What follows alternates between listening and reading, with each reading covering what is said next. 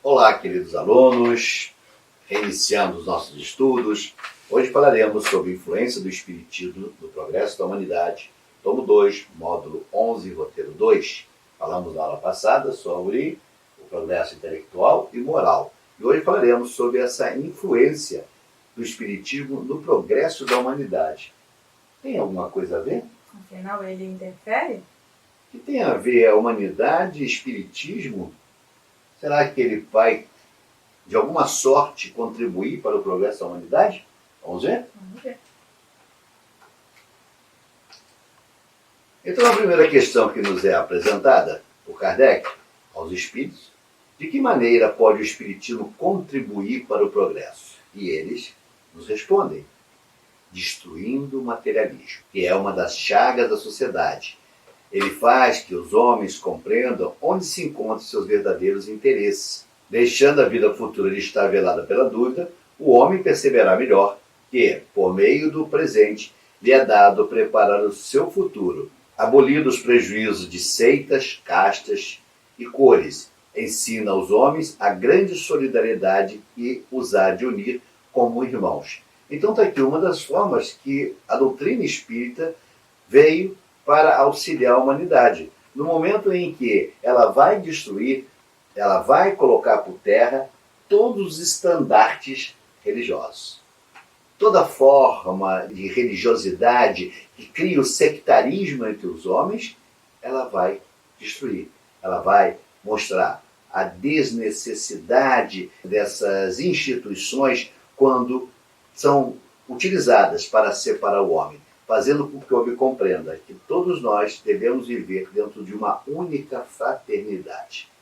As pessoas que criam o materialismo pensavam que tudo se encerrava com a morte, né? Então não tinha um porquê de você preparar uma vida futura, de você se tolir em algumas coisas, de você tentar melhorar, se tudo encerraria com aquela existência. Então, mostrando que o Espiritismo ele veio trazer um farol, um norte, ou seja, tudo não acaba aqui. Nós temos sim que melhorar a cada dia para que numa próxima existência, uma próxima oportunidade reencarnatória, a gente tenha uma experiência melhor do que a que tivemos até agora. Então o Espiritismo se tornará crença comum ou ficará sendo partilhado como crença apenas por algumas pessoas? Será que ela vai ser algo que vai ficar somente num grupo, numa casta, só de pessoas interessadas em conversar, lidar com o mundo espiritual? Ou ele poderá ser ampliada? E os espíritos nos respondem. Certamente que se tornará crença geral e marcará nova era na história da humanidade. Porque está na natureza e chegou o tempo em que ocupará o lugar entre os conhecimentos humanos. Terá, no entanto, que sustentar grandes lutas, mais contra o interesse do que contra a convicção, porquanto não há como dissimular a existência de pessoas interessadas em combatê-lo, umas por amor próprio, outras por causas inteiramente materiais. Porém, como virão a ficar insulados, seus contraditores se sentirão forçados a pensar como os demais, sob pena de se tornarem ridículos. Então, os espíritos vão nos mostrar que ele vai se tornar, sim, uma doutrina dominante das demais. Por quê? Porque ela vai trazer para o seu seio todos os segmentos religiosos. Todos aqueles segmentos que conflitam têm morada na doutrina espírita. Por quê? Porque a sua base, o seu sentido, estão dentro dos ditames, dentro dos ensinamentos morais ou filosóficos do Cristo. Razão porque pode abrigar todo ou qualquer segmento religioso. Porque a doutrina espírita não é uma religião, ela é uma doutrina filosófica e espiritualista que vai poder assabarcar todas essas religiões. Aliás, o Cristo já havia nos advertido sobre isso. Há muito tempo atrás, quando ele tem uma conversação com a samaritana, ele lembra a samaritana e diz exatamente isso. Mulher, há de chegar o tempo em que o homem falará a Deus, não aqui no poço de Jacó, nem tampouco na sinagoga de Jerusalém, para lá em espírito. Então é nesse instante que Jesus vai chancelar o final de todas as formas sectárias dos homens se manterem em suas posições religiosas. E também o espiritismo ele vai se tornar crença geral porque ele vai convencer as pessoas pela razão. E não através de fé ou através de outra troca, ou de outros mecanismos, mas simplesmente porque as pessoas vão ver que as suas bases são racionais, são lógicas. Vai te ensinar a pensar. Então será a religião do futuro, a religião universal. Não será uma instituição fechada, uma ortodoxia regida por estreitas normas, senão uma fusão de corações e dos espíritos.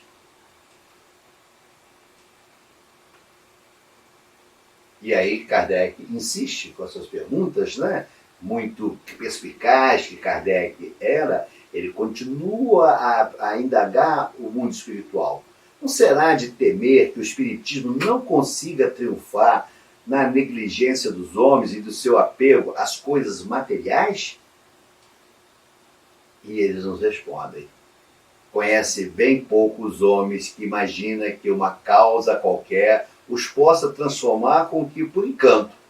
As ideias só pouco a pouco se modificam, conforme os indivíduos, e preciso é que algumas gerações passem para que se apaguem totalmente os vestígios dos velhos hábitos. A transformação, pois, somente com o tempo gradual e progressivamente se pode operar.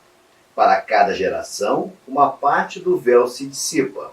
O Espiritismo vem rasgá-lo de alto a baixo. Entretanto, conseguisse ele unicamente corrigir num homem um único defeito que fosse, e já haveria forçado a dar um passo.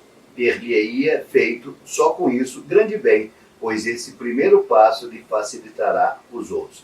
Então nós vamos observar que a doutrina espírita ela foi necessária uma construção de muitos séculos e precisará de outros tantos séculos para que essa doutrina possa triunfar definitivamente. Primeiro, é preciso derrubar os ídolos, é preciso derrubar os estandartes, é preciso derrubar as construções que o homem fez em torno de fé, em torno do Criador, para que ela possa prosperar. Mas isso demanda tempo, isso demanda conscientização, isso demanda fazer brotar a razão, porque sim, enquanto ainda estivermos na fase da infância, ainda com ilusões, ainda pensando puerilmente sobre questões de extrema importância, a doutrina ainda não terá triunfado, porque ela irá triunfar em poucos homens, aliás, em pouquíssimos homens, mas ainda assim já estará valendo a pena, mesmo que ela consiga, através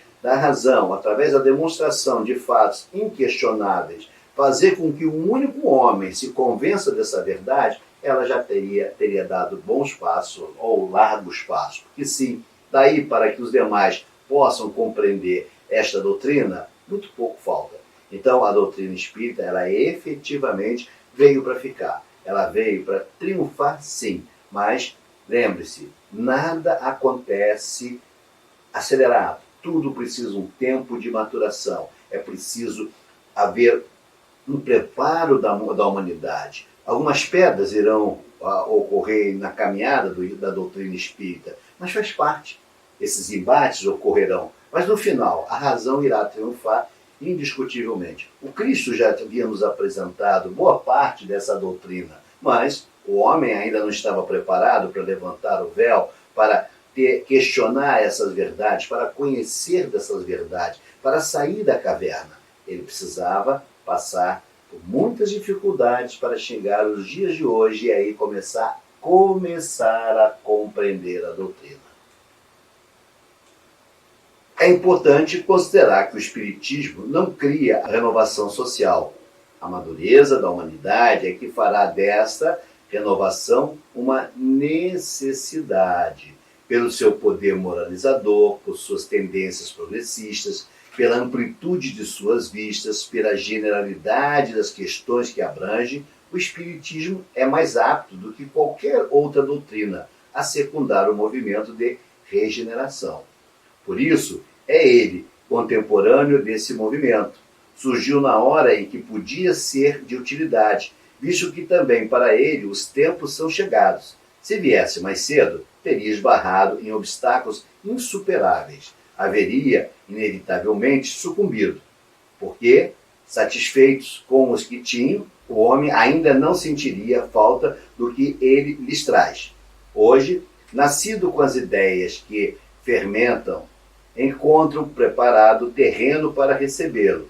Os espíritos, cansados da dúvida, das incertezas, horrorizados com o abismo que se lhe abre à frente, o acolhem como âncora de salvação e consolação suprema. Então, na época que a doutrina nos é apresentada, era uma época muito difícil ainda, onde a igreja tinha um poder muito forte sobre todos, sobre inclusive o Estado, a intervenção sobre os Estados. E aí a doutrina surge, eclode nesse momento, como justamente uma barreira, uma resistência contra todos esses abusos dogmáticos que ocorriam naquela época. O homem já estava cansado de dizer sempre amém. O homem já estava cansado de se curvar a autoridades, eclesiásticas, beijar anéis. O homem precisava de resposta às suas perguntas. A promessa do fogo eterno, a promessa do abismo, da morte sem fim, somente recuperada através de pagamentos de verbas elevadas, através das indulgências. O homem não queria mais isso. O homem precisava se libertar. E aí o homem diz não e começa, neste momento, através do momento da razão, na época das luzes, na época do iluminismo, ele começa a refletir. Eu não posso ser escravo, eu não posso ser conduzido. É isso que essa doutrina vai fazer. Ela vai libertar os homens da escravidão, ela vai quebrar todos os grilhões que foram algemados esses homens na história. E o homem passa a pensar, a refletir. E este é o grande convite dessa doutrina, a te levar a pensar, a te levar a refletir, a te levar a formular questionamentos que encontrarão necessariamente respostas a ele.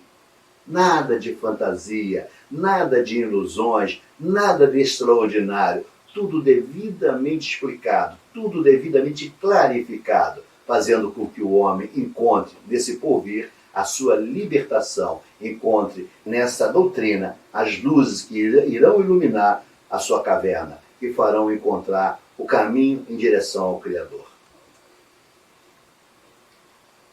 Por meio do Espiritismo, a humanidade tem que entrar numa nova fase, a do progresso moral, que lhe é consequência inevitável. Não mais, pois, os espanteis da rapidez com que as ideias espíritas se propagam. A causa dessa celeridade reside na satisfação que trazem a todos os que aprofundam e que nelas veem alguma coisa mais do que fútil passatempo.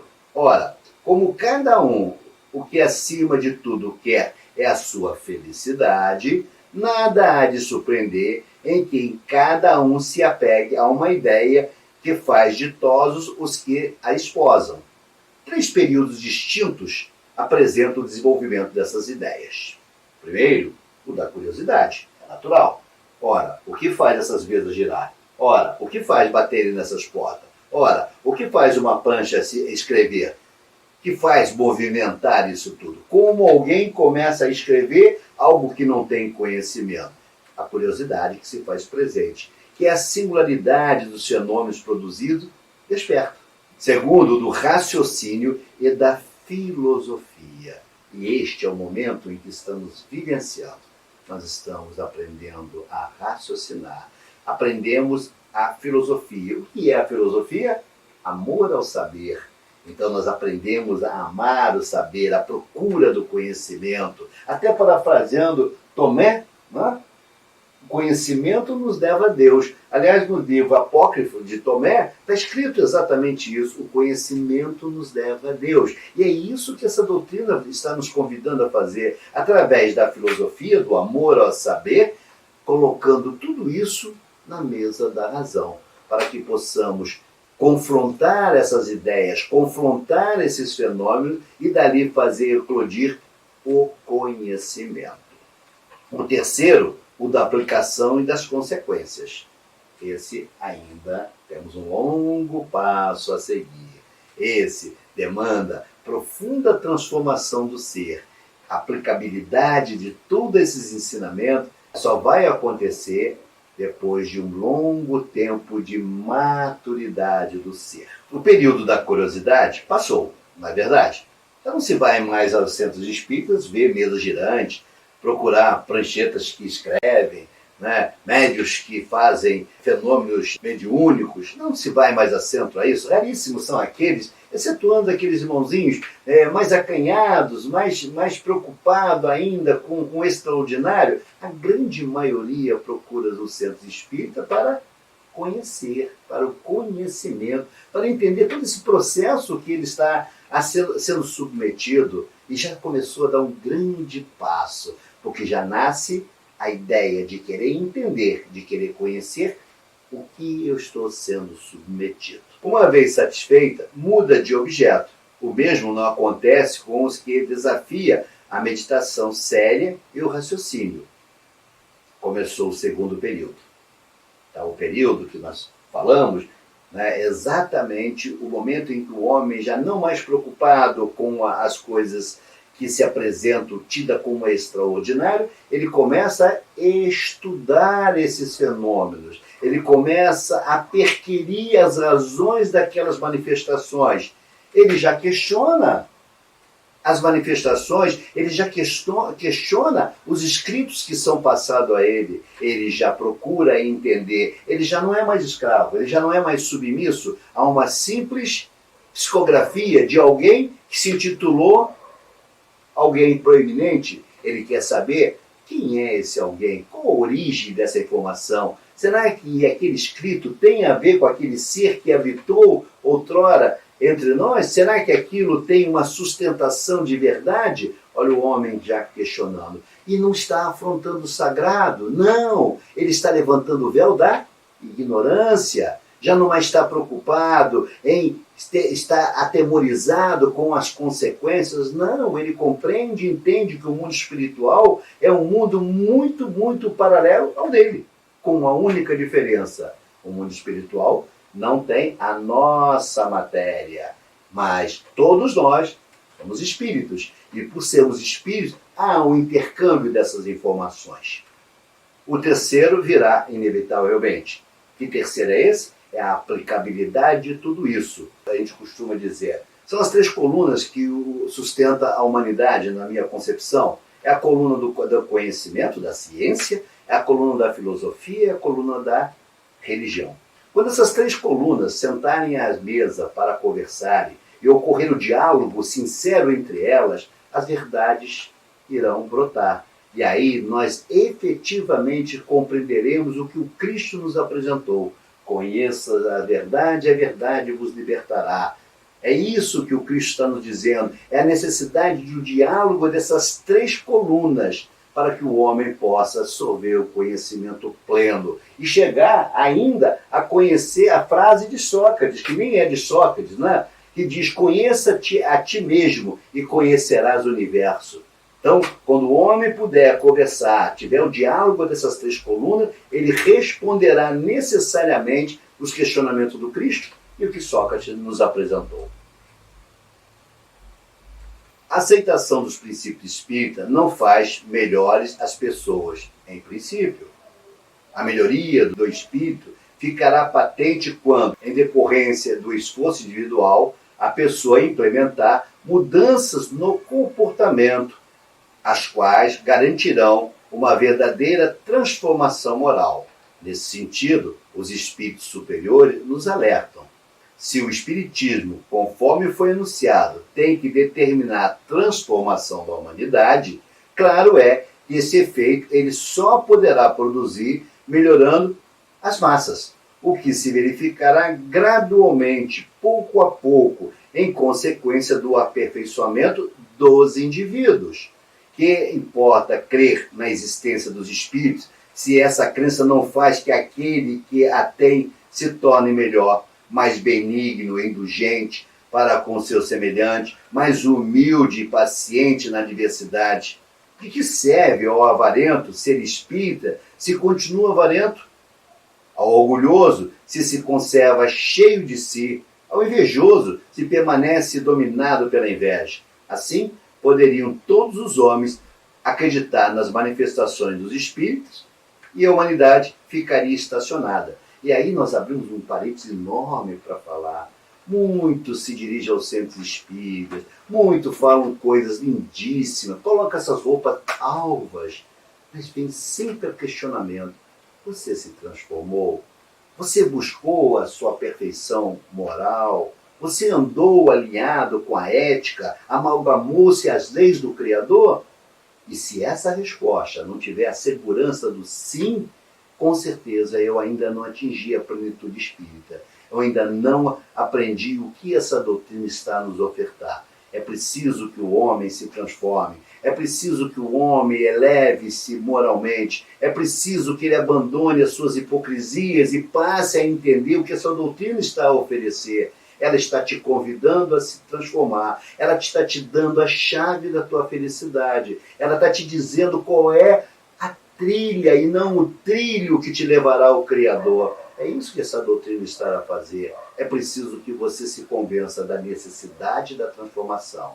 Não basta você ir no centro espírita. Não basta você beber a sua água fluidificada. Não basta você fazer o evangelho no lar. Não basta você se colocar de joelhos e rezar o dia inteiro. Não basta. É necessário, é premente que o homem faça a sua transformação, que ele efetivamente corrija os seus maus procederes, para que ele possa estar alinhado às leis do Criador, para que possa efetivamente encontrar a felicidade. É isso que o mundo espiritual vem nos ofertar. É isso que os espíritos superiores nos ensinam, nos orientando na busca dessa transformação moral. E o nosso querido amigo Kardec nos deixa algo fantástico, em que eu diria a todos vocês, se eu pudesse, se me fosse dado o direito de decretar algo ao mundo, eu diria, eu determino que a partir de hoje todos coloquem no pórtico de suas casas a seguinte frase: reconhece-se o verdadeiro espírita por sua transformação moral e pelos esforços que empreende dominar suas más inclinações. Eu penso que esta frase encerra todo o sentido doutrinário dessa doutrina, encerra todas as bases doutrinárias. Ela não te convida a saber se você conhece o perispírito, se você sabe o que é um princípio inteligente, se você sabe o que é uma camada energética. Ela não te convida a isso. Essa doutrina te convida a uma única coisa: reconhecer através da sua transformação moral e os esforços que você empreende de dominar suas más inclinações, a identidade de um verdadeiro espírita. É isso que ela faz, é isso que ela nos convida. Então, eu, se pudesse, torno a afirmar, decretar algo, eu diria ao mundo, eu decreto a partir de hoje, coloque em todos os pórticos, em todos os edifícios, esta frase, porque ela efetivamente é o sentido que é recomendado para o homem encontrar o caminho da felicidade, para que o homem possa efetivamente tornar-se um verdadeiro espírita, ou melhor, um ser espiritualizado. Nós vemos que a doutrina, ela nos traz uma série de explicações científicas e filosóficas. Agora, qual o fundamento de ter tantas explicações se não faríamos nada com elas? Seria só conhecer? Qual o efeito prático disso? Então, na realidade, a frase cunhada por Kardec, ela mostra o porquê dessa doutrina. É que se a gente não pegar esse conhecimento todo e utilizar para a nossa melhoria pessoal, de nada vale. A gente tem, sim, opções de trabalho, de caridade, não é verdade? Então, sim, as casas espíritas, elas oferecem uma seara de trabalho fantástica. Mas a gente tem que também olhar a nossa transformação moral. Lá é um local onde a gente pode colocar em prática esse amor, colocar esse amor em movimento. Mas a gente também, concomitantemente, tem que trabalhar as nossas imperfeições, para que nos tornemos pessoas melhores.